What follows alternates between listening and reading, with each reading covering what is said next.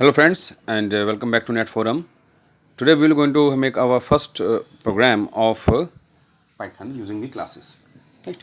So we will start with a program for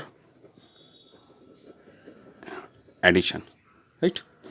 But before that we are going to introduce you another very important concept that is known as the constructor, और मैं इसको और ढंग से कहूँ तो मैं कहूँगा इसे default constructor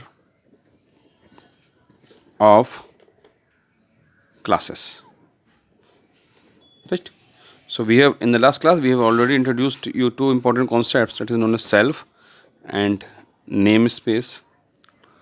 In this, the self play very important role than namespace because this is basically being done in the backend. ये backend में काम करता है and we are done with the self, right? So now the class sum, सबसे easy रहता है सम का समझाना. तो अब इसमें क्या करेंगे ना कि वेरिएबल्स को, जो हमारे, जब मैं वेरिएबल्स बोलूँ तो आप लोग इसको वेरिएबल्स को आप लोग से डेटा मेंबर समझिएगा. डेटा मेंबर्स का मतलब या एट्रीब्यूट्स, ये सब चीज़ें मैं बार बार नाम बदल बदल के बोलता रहूँगा, तो आप लोग प्लीज़ कंफ्यूज मत होइएगा, ठीक है. तो attributes, variables, data member, attribute, variable, ये सब चीज़ें जो हैं वो सेम हैं, ठीक. बस इनका मैं नाम बदलूँगा. So don't get confused with these particular things, right? Class sum.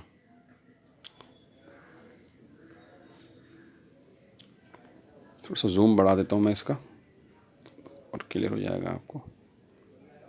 अब सही है, ठीक है. क्लास सम. सम में मैं क्या कर रहा हूँ अब डेफ. अब देखिए इसमें दो अंडरस्कोर हैं, ये सिंगल अंडरस्कोर नहीं है, ये दो अंडरस्कोर है, प्लीज़ ध्यान रखिएगा.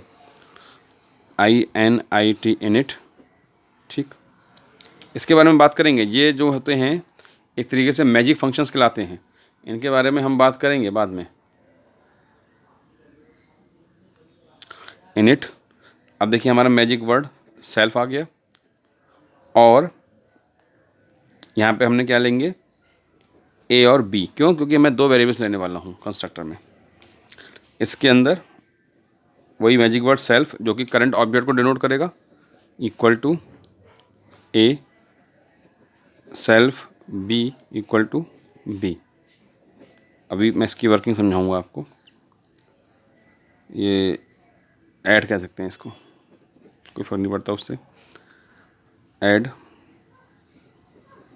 सेल्फ, और ये हो गया आपका self dot C equal to self dot A plus self dot B और प्रिंट सेल्फ डॉट सी, ठीक. अब इसके बाद बात कर लेते हैं हम लोग कि हम कमांड प्रॉम्प्ट पे क्या करेंगे. कमांड प्रॉम्प्ट पे हम लोग करेंगे S1 इक्वल टू सम 10,20, ठीक. और फिर हम लोग करेंगे S1 डॉट ऐड. ये तो हो गया आपका फ्रंट एंड का प्रोग्राम, राइट. ये पूरा प्रोग्राम जो है आपका फ्रंट एंड में हो गया. अब इसके बैक एंड में क्या चल रहा है, आइए देखते हैं. जैसे ही आप ये लाइन लिखेंगे S1 इक्वल टू सम 10,20, तो सम का मतलब लिखते ही ये सम फंक्शन है, और जैसे इसका आगे ब्रैकेट लगा के कॉल करेंगे तो इसका कंस्ट्रक्टर कॉल हो जाएगा. So this is the constructor of this particular class. Init keyword वाला, init keyword, this word init keyword is always the constructor of its very class. जिस क्लास के अंदर वो डिफाइन होता है उसका ये कंस्ट्रक्टर कहलाता है, ये ध्यान रखिएगा. सेल्फ A, B हो गया, ठीक. अब सेल्फ तो बताया आपको मैजिक कीवर्ड S1, तो जाहिर सी बात है कि S1 लिखने का मतलब आप समझते होंगे मैं क्या कहना चाह रहा हूँ कि S1 यहाँ हाइपोथेटिकली बैकग्राउंड में लग जाएगा, S1 यहाँ लग जाएगा, ठीक. तो S1 डॉट ए, अब S1 डॉट ए क्या करेगा कि एक क्या क्रिएट करेगा, एट्रीब्यूट क्रिएट करेगा. किस नाम का, ए नाम का. लेकिन ये S1 डॉट ए एट्रीब्यूट अलग है इस ए से. क्यों? क्योंकि ये जो एट्रीब्यूट्स हैं ये आपके कौन से एट्रीब्यूट्स हैं, ये फॉर्मल एट्रीब्यूट्स. है ना, पढ़ा था सी में। These are your formal attributes, ये ध्यान रखिएगा। दीज आर योर, ये क्या है, these are your member attributes, या इनको क्या कह सकते हैं हम लोग, डेटा एट्रीब्यूट्स। समझे, मेंबर एट्रीब्यूट्स या डेटा एट्रीब्यूट्स, ये हैं फॉर्मल एट्रीब्यूट्स। तो इस S1 dot A equal to A, S1 dot B equal to B, यानी कि ये जो आपका ऑब्जेक्ट है S1 dot A equal to A, S1 dot B equal to B, यानी ए और बी नाम के दो आपके एट्रीब्यूट्स यहाँ पे इस कंस्ट्रक्टर के अंदर क्रिएट हो जाएंगे। ठीक, अब कह रहे हैं डेफ एड सेल्फ। अब अगला लाइन में क्या लिखा, इसका काम पूरा हो गया, 10 यहाँ पे आ गया, 20 यहाँ पे आ गया, ये लाइन पूरी हो गई, एग्जीक्यूट हो गई। यानी इस लाइन को एग्जीक्यूट होने में क्या क्या हुआ, कंस्ट्रक्टर कॉल हुआ, ए और बी के अंदर ये वैल्यूज़ गई जो कि फॉर्मल वैल्यूज़ हैं, इनके हेल्प से दो क्या बने, मेंबर एट्रीब्यूट्स बने, जिनके नाम क्या थे, S1 डॉट ए और S1 डॉट बी। हम ऐसा क्रिएट कर सकते हैं क्योंकि हम पब्लिक एट्रीब्यूट्स के लिए क्रिएट कर रहे हैं, जिनकी एक्सेस स्पेसिफिकेशन जो है वो पब्लिक है, प्राइवेट या प्रोटेक्टेड नहीं है। उससे बाद में आएंगे जब हम लोग मॉडिफायर्स पढ़ेंगे। अब ये कह रहा है def add equal to def add self. जब भी हमने S1 डॉट एड को कॉल किया तो फिर सेल्फ हमने भेजा। सेल्फ क्या था पता ही हम सबको, S1। तो यहाँ पे क्या हुआ, S1 डॉट सी, S1 डॉट ए और S1 डॉट बी। सॉरी, एक चीज़ यहाँ पे आप लोग कहेंगे भाई यहाँ सेल्फ तो भेजा नहीं, ये ऑटोमेटिकली जाता है। ठीक है, S1 डॉट एड कॉल किया ना, तो S1 डॉट एड कॉल करते ही ये S1 जा रहा है साथ में, तो इसने इन्होंने सेंटेंस बनाया हुआ है कि यहाँ पे भेजने की कोई ज़रूरत नहीं होती है। तो S1 dot C equal to S1 dot A plus S1 dot B, self लगाते हैं और प्रिंट सेल्फ डॉट सी का मतलब आपको बताइए क्या है, S1 डॉट सी जो हमने नया क्रिएट किया है वो यहाँ पे प्रिंट हो जाएगा। तो इस तरीके से जो है वो हमारा पहला प्रोग्राम आपका काम करता है। ठीक है, अब एक कीवर्ड और बार बार आता है जो एग्ज़ाम में पूछा जाता है, व्हाट इज़ क्लास इंस्टेंटिएशन। क्लास इंस्टेंटिएशन क्या होता है, ये सब देखने में तो बड़ा भारी भरकम लग रहा है, लेकिन इसका मीनिंग कोई इतना ज़्यादा कठिन नहीं है। क्लास इंस्टेंटिएशन का मतलब होता है दोस्तों, class instantiation using the function notation. इसमें केवल इतना मतलब ये है कि ये जो हम कोई भी हमने ऑब्जेक्ट क्रिएट कर रहे हैं, OBJ ऑब्जेक्ट इक्वल टू कोई हमने क्लास लिया, सपोज माई क्लास, कोई भी हम क्लास बना रहे हैं और एक ऑब्जेक्ट उसके लिए एसोसिएट कर दे रहे हैं या फिर लिंक कर दे रहे हैं, this process is known as the class instantiation. ठीक है, और हम अगर आसान भाषा में we write it in a very common language, we can say that creating an object of the class is known as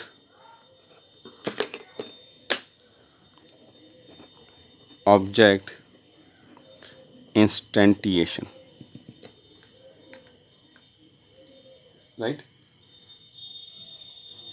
So क्या हमेशा ये ऑब्जेक्ट हमारा हमने क्रिएट किया क्या ये एम्प्टी होता है या कुछ ये वैल्यू होल्ड करता है? इसका मतलब क्या हुआ, जैसे कि अब ये आपका ऑब्जेक्ट 1 हो गया, ये इस नेम स्पेस के अंदर इस माई क्लास नाम की क्लास को पॉइंट कर रहा है। अब ये कंस्ट्रक्टर में अगर यहाँ पे वैल्यू डायरेक्ट भेजेगा तो उसके अपने कंस्ट्रक्टर्स में वैल्यू जाएंगी, नहीं भेज रहा है तो किसी न किसी फंक्शन को कॉल करेगा, जिसे हम लोग मेंबर फंक्शंस भी कहते हैं, उनके थ्रू वैल्यू भेजेगा। तो दोनों केसेस आपके अलग अलग चलते हैं। ठीक है, अब आइए एक एग्जांपल और देखते हैं जिसमें कि हम लोग ये देखेंगे कि कैसे फंक्शंस, मेंबर फंक्शंस जो हैं वैल्यू को रिटर्न करते हैं और डायरेक्टली यहाँ पे प्रिंट नहीं करते। जैसे मैंने ये था प्रोग्राम, यहाँ पे मैंने डायरेक्टली वैल्यू को यहाँ पे प्रिंट करवा लिया, देखिए इस जगह पे। तो क्या ऐसा भी कुछ प्रोसेस है जिसमें कि हम वैल्यू को डायरेक्ट प्रिंट ना करवाएं और हम उसे जो है वो रिटर्न करें और मेन फंक्शन में जाकर के प्रिंट करवाएं, और साथ साथ हम ये देखेंगे कि मेन फंक्शन क्या होता है। ठीक, आइए देखते हैं अगला प्रोग्राम।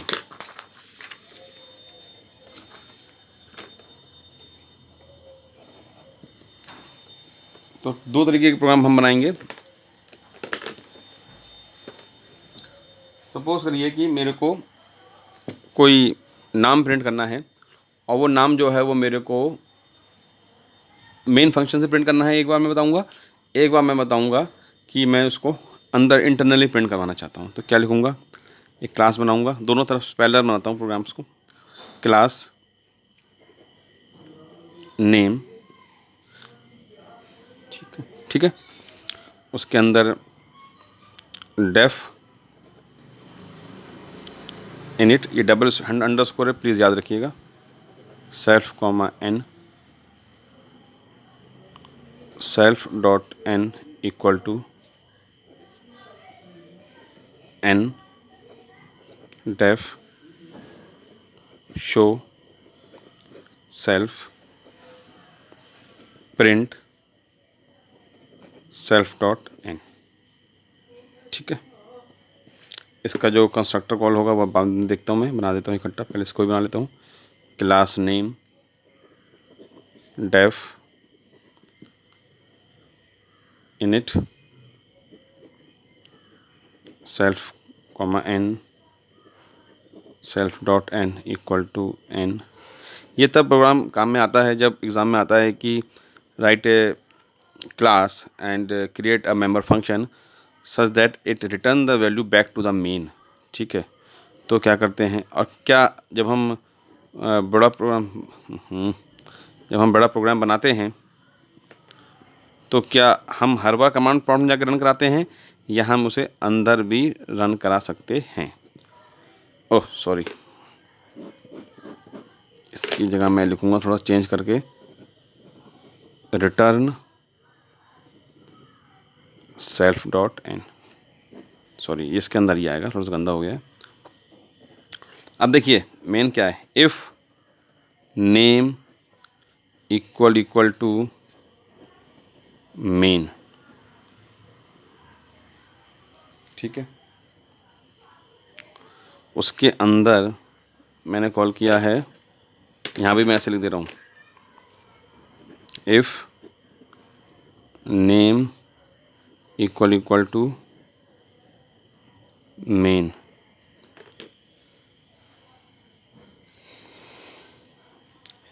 अब इसके अंदर मैं कैसे क्या लिखूँगा, n1 इक्वल टू नेम और n1 डॉट शो। ठीक, अब इसमें देखिए ये मेन का सेंटेंस होता है, क्या होता है, double underscore name equal to लगेंगे, ये सेमी कॉलन, ये दो आपके इन्वर्टेड कॉमास लगेंगे, उनके अंदर डबल अंडरस्कोर मेन ऐसे करके लिखा जाएगा, फिर कोलन लगाया जाएगा। बिल्कुल ऐसे ही इसमें बिल्कुल ऐसे लिखना है, name double underscore name double underscore equal to single inverted comma main, n1 equal to name n1 equal to show. ठीक, तो ये यहाँ पे कॉल करेगा। आइए इसको देखते हैं, n1 इक्वल टू नेम। अब देखिए यहाँ पे मैंने लिखा n2, कोई आप n2 ना लेकर के आप कुछ भी ले सकते हैं, आप n2 से कन्फ्यूज़ हो जाएंगे। तो let say my name equal to n1 dot show. ठीक, तो यहाँ पे क्या हो रहा है, देखिए दोनों को समझते हैं।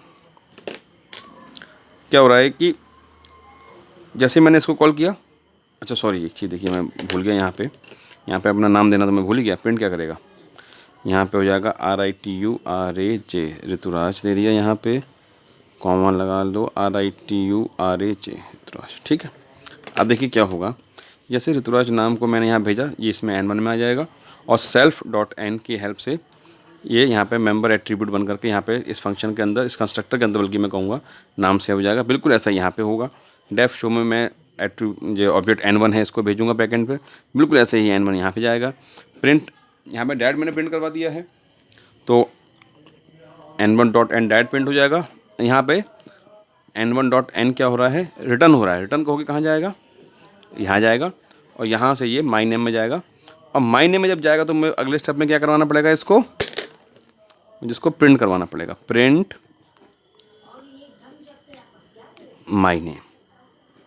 इस बात को ध्यान रखिएगा। ठीक है, तो दो तरीके से हम फंक्शंस, तो हम चाहे तो फंक्शन के अंदर वैल्यू को प्रिंट करवा सकते हैं, या हम वैल्यू को रिटर्न करवा सकते हैं। दोनों तरीके से हम क्लासेस में जो है वो चीज़ों को रिप्रेजेंट कर सकते हैं।